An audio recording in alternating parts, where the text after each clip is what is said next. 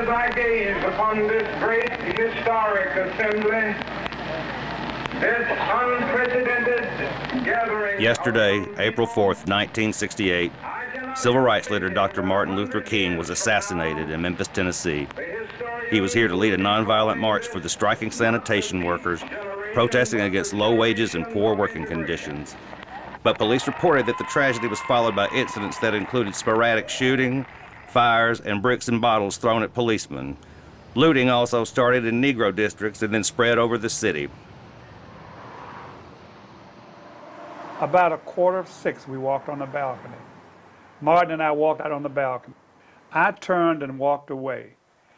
Kapow! The shot rang out. I looked back. He had been knocked from the railing back onto the balcony.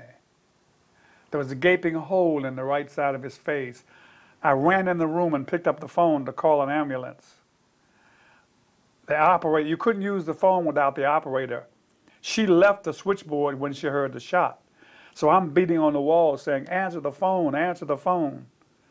She didn't answer it because she had gone in the yard. When she looked up and saw what happened, she had a heart attack, and she died a few days later. I ran back outside. The police were coming, and I hollered to them, call an ambulance on your police radio. Dr. King has been shot. I remember when Martin Luther King was assassinated. I remember when he would come to Memphis. During the civil rights movement, he would come, and at this particular time, he would also come because the sanitation workers were not paid enough to pick up the garbage off of the street. They were not equal. The rights were not equal. So I remember him doing his last speech at Mason Temple. So I remember him well, and I think the next morning, as he came out on the Lorraine balcony, he was assassinated.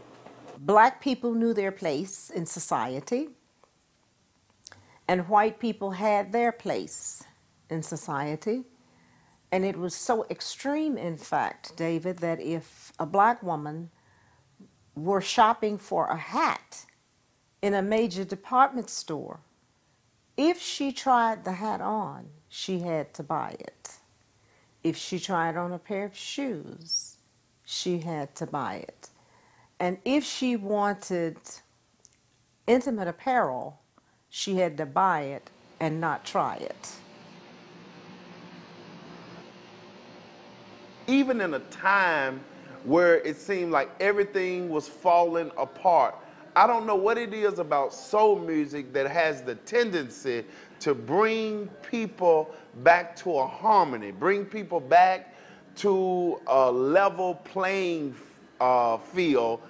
Music was such a tremendous part of the civil rights movement. I mean, it even from the days of slavery. In my personal opinion, what Memphis has is a lot of history. A lot of the stuff that has gone on in Memphis from a historical aspect has really helped to create the sound that Memphis has. I've traveled all over the world doing music, and what I notice is no one really has a sound like Memphis. It was a soundtrack of that particular time because all of our experiences were ingrained in those particular times. And a lot of what you wanted to communicate in song, you did it out of your own personal experience or what you saw. Stax has really brought a great deal of good artists in this city, and the music is still going on now, like it was just was made yesterday in the studio. So all the artists, some of the artists do come here and sometimes stop in and get a haircut. I'd be glad to see them, you know, when they do come. So barbershop is it's like a milestone for the neighborhood. It's really, really very important for the neighborhood. For one reason, you can come here, you can get wisdom and knowledge, just information that's going on around the world, period. And you can learn a lot here in the barbershop.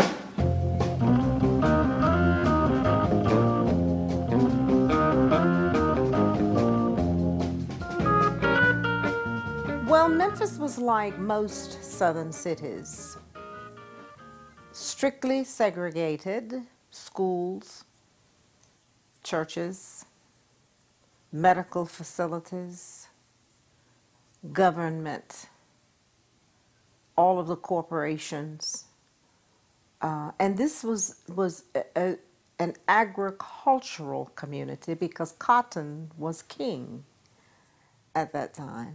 Even the zoo was segregated, you know, like the animals should care. And the graveyards were segregated. I really never understood that. I said, why do graveyards have to be segregated? Dead people get along well.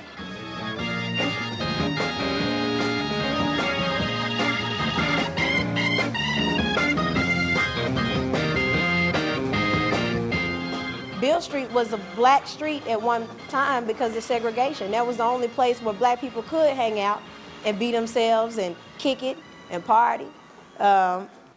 So I think that that's what makes the music here in Memphis so special. A lot of it was just created to deal with some of the painful things that have gone on here, you know, in Memphis. Artists could perform at white hotels, but they couldn't stay there. So they'd go and perform at the Peabody and other places, and then they would come back and relax at the nicest motel that you had for black people.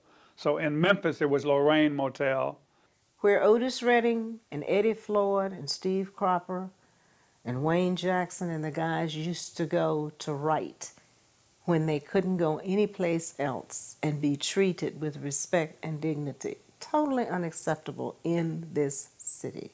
Memphis, Tennessee, the civil rights movement and soul music, it's just kind of all cumulates. It all comes together. And it's something that people from that era and from that time will forever, ever think about.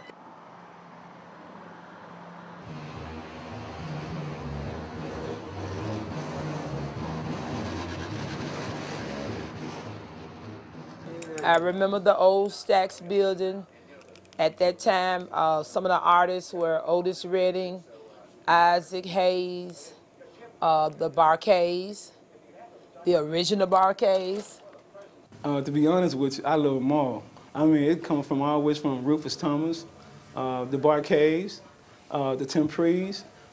It's a lot of them. I just love Stax music, period. I love music, period. So, but coming from, you know, you right here in the middle of Soulsville, I don't take this for granted. It's a happy music. It's an uplifting music. It's very, very enjoyable. Even when friends are over and you're having company, man, to put on some old Rufus Thomas or some Al Green or some Isaac Hayes, you know. Atlantic Records was very familiar with the kind of work that we could do, the kind of creativity that existed at Stax Records, and had Sam and Dave had not been successful with creating a repertoire for them. And so they sent them to Memphis, and David Porter and Isaac Hayes really did create for them their style as well as their music. And then, of course, Sam and Dave came up with their own movement. Part of the concept that Isaac and I worked off of was trying to be sure that the songs we created for Sam and Dave came out of a spiritual aura. Well, Soul Man was a song that we really were trying at that particular time, as I mentioned earlier, because of the times, because of the hatred and the racial bigotry and this kind of thing that was around us. It was not in our studios, but it's in our environment. We were trying to come up with an idea that was motivational for a man. African-American man, be precise, because we did not realize that the song would have the magnetism to appeal to everyone. We hoped it would, but we were coming out of our own experiences, trying to come up with an idea that would say, hey, look, you're somebody, you're strong, you can take care of this woman, you come from humble beginnings. That's why the line, coming to you on a dirt road, that's coming from someone who didn't have very much, but a pride and a pride about themselves that they could do whatever they wanted to do in life, and yet he had this strong love for this woman. He was going to be her soul mate, her soul man. When they write soul music, they write about feelings or things that have happened or have occurred. That's what music is all about. Music tells a story.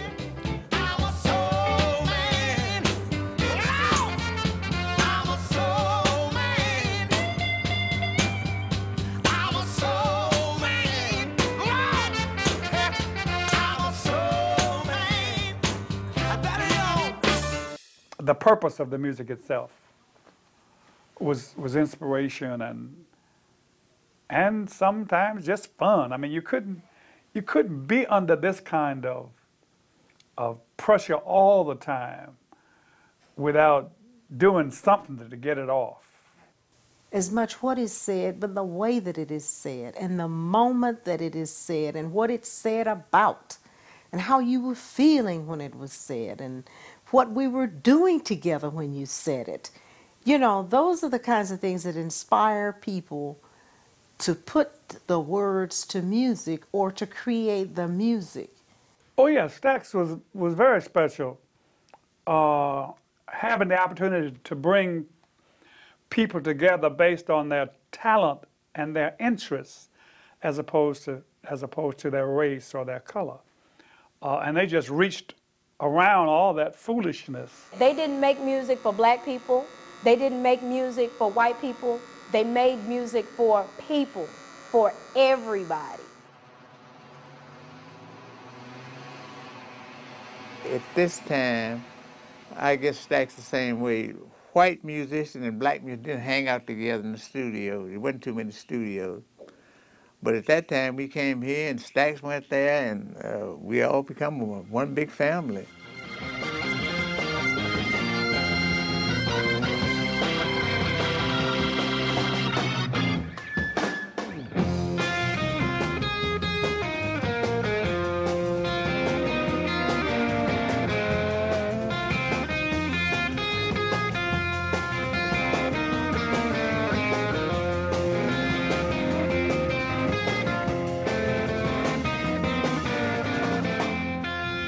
So the fact that a lot of the artists and musicians were mostly black, but also you got to remember about Stax, you had black and white musicians working together. Stax was actually a white-owned record label. Music is not about race and how much money you make and everything like that, or at least it used to didn't be like that. You know, politics might be like that, you know, capitalism might be like that, but music was never supposed to be about that. At that time, even during the civil rights movement, when blacks and whites were not getting along, it was something that the money was coming in through Stax, and the blacks were able to go to stores like Julius Lewis, Helena, Memphis, where blacks didn't go at that time if they didn't have any money. Blacks began to pay cash for cars, cash for mink coats, because the music industry rose to the top. During the time of Stax Records and High Records and Gold Wax and this introduction of Southern soul music from out of the urban areas of Memphis, the music began to replace cotton as the primary economic contributor.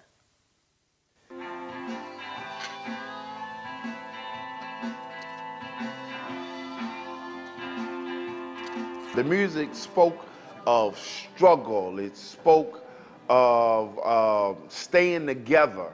It's music that doesn't need to be filtered. It doesn't need to be bleeped out. It doesn't need to be edited. It doesn't need to be cut.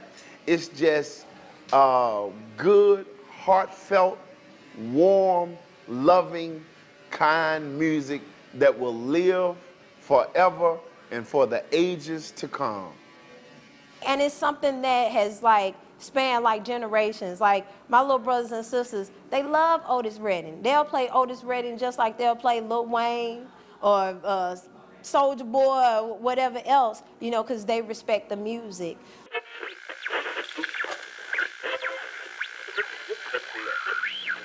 We also must remember that 4 months ago, on December 10th, 1967, another tragedy shocked Memphis and the nation when Stax Records singer Otis Redding and his backing band, the Bar-Kays, died in a plane crash while en route to Madison, Wisconsin for a concert.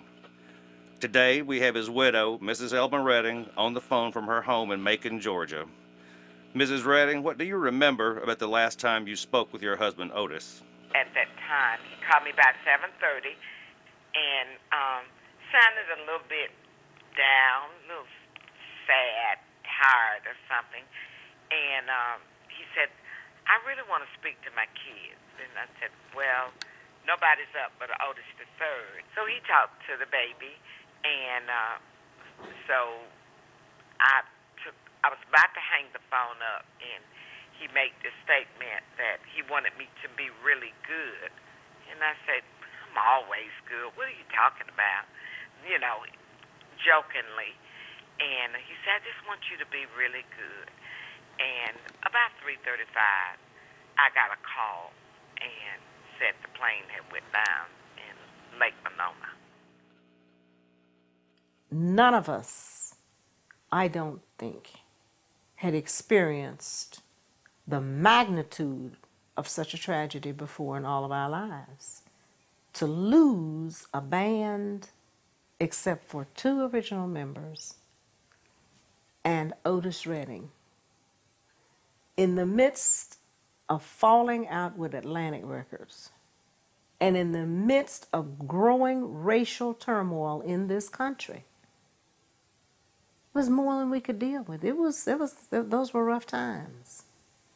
Those were very difficult times. Make us free, truth shall make us free, truth shall make us free someday. Deep in my heart, I do believe, truth shall make us free someday. We shall overcome, we shall overcome, we shall overcome someday.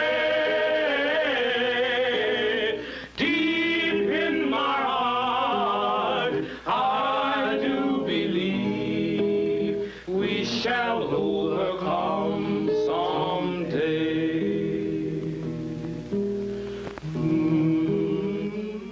Many things changed here in Memphis. We had Black Mondays. Well, on Mondays, they didn't want you to go shopping. Many things changed to try to get equal rights between the blacks and the whites. But the world was also at a time where it was changing. Things were changing, and things were getting better in a way because people were objecting to a lot of the things that they were seeing, and they were about making sure that there were changes made. Here were predominantly black people making music, so if you can make music and make money, why shouldn't you put it back into your community so that you can empower people to be independent, you know, and not to depend on entitlements and what have you, and why shouldn't we own the music that we create? Martin Luther King loved music, and he always included, well, all of us did, but he especially, he would include music, even though he didn't sing it, he would quote it. Soon I will be done with the troubles of this world. You got all this trouble, and these songs were inspiring and lifting up. There's no doubt in my mind that the music at that particular time caused for a lot of the peace that was there. I think that it would have been much, much worse without the music of our times. I really do. Music is a spirit, and yeah, music will bring people together. You know, music is very important in our lives. If you was in gospel or soul or blues, music is a spirit. So it plays a great deal in our lives, period.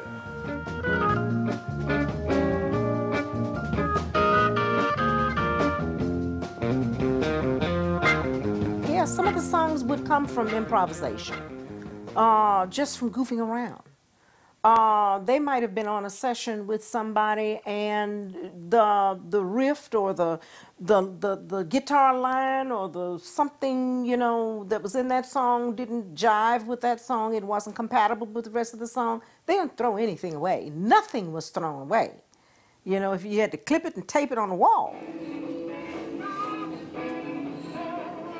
At one time, you say 1, 2, 3, 4, and when the downbeat happens, everything had to be correct, because if it wasn't correct, then you had to do it over. And so we would end up cutting many songs in one day, because everybody's focus and intentness was so focused on making that song right till everybody was in sync together, and that's where the magic was. House had its own sound, Stax had its own sound. But it just so many. See, Memphis is so many people and so many good musicians and so many. In fact, when I first hit on Al Green, Motown rented my studio for 12 days. Sent out all the musicians down here. And they cut all day. They said, well, they said, how do you mic the drums? I said, I don't know, you mic them. They want to know how I mic the drums and how I do this and how I do that. I said, no, you know. So they were trying to see what was going on, because Memphis Stax was over there and I was over here cutting off a piece of the pie. What's going on? But anyway, that's how the thing happened.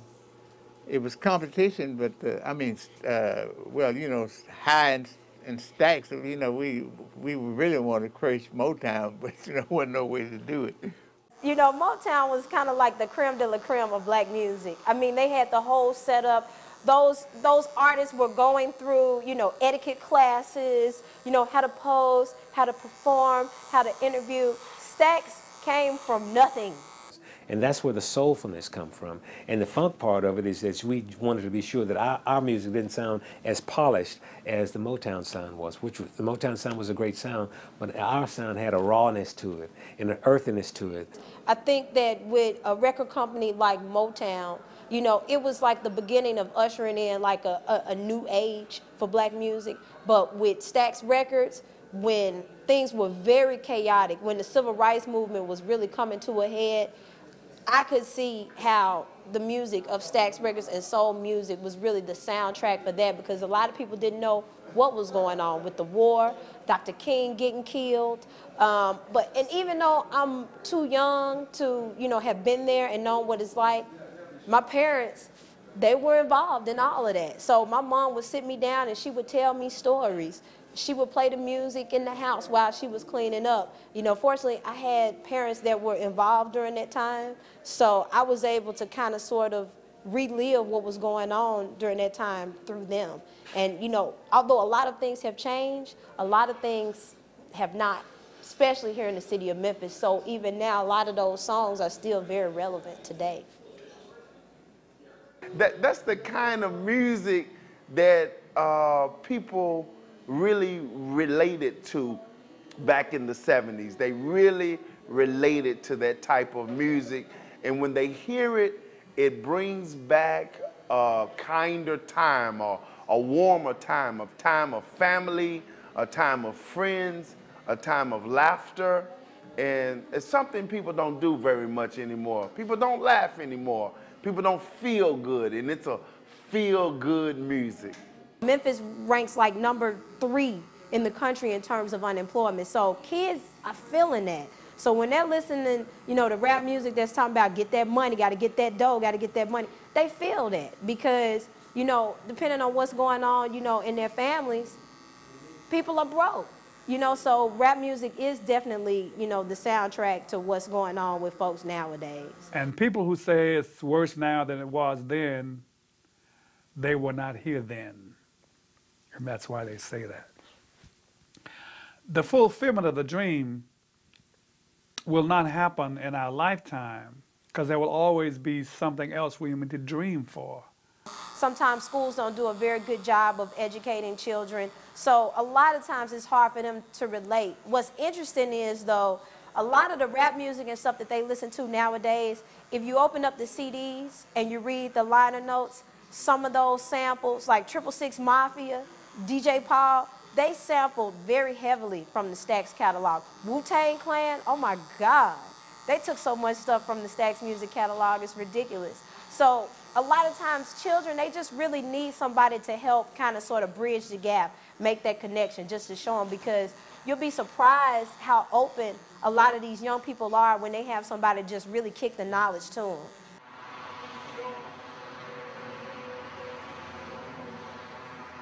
Martin didn't die in some foolish way. He didn't overdose. He wasn't shot by a jealous lover. He wasn't shot leaving the scene of a crime. Here is a young man with a PhD at 28 earned, a Nobel Peace Prize, the youngest at that time to get one at 34. And here he is with all of these skills, dying on a balcony in Memphis, Tennessee, helping garbage workers. Before ending the program, however, I would like to ask you, Mrs. Redding, if Otis was concerned about the civil rights movement, and how did you feel when you heard that Dr. King had been assassinated here in Memphis? Any way Otis could help with civil rights at that time, which was a very important time for all black people, he was committed to do that. And when Dr. King died, I had to sit down and explain to my children at that time, which was very young, that all good men die young because, you know, there's always a better place for them. So can I get everybody to give me a hand clap or a snap? I got my shoes shined and a brand new dress. I'm too bad, and that's good. I got a little bit of money and my hair got cut. I'm too bad, and that's good. Black soul sister star, do you know who you are? Everybody wants to see what you're trying to be. How will you know if you never get the freedom to grow? So be bad and be good at it. Sometimes I get tired of fighting day to day. When will it end? Just a pawn in the game, and the game is the same. Too much shame been maintained in the brains of the many. Oh, what are we gonna do?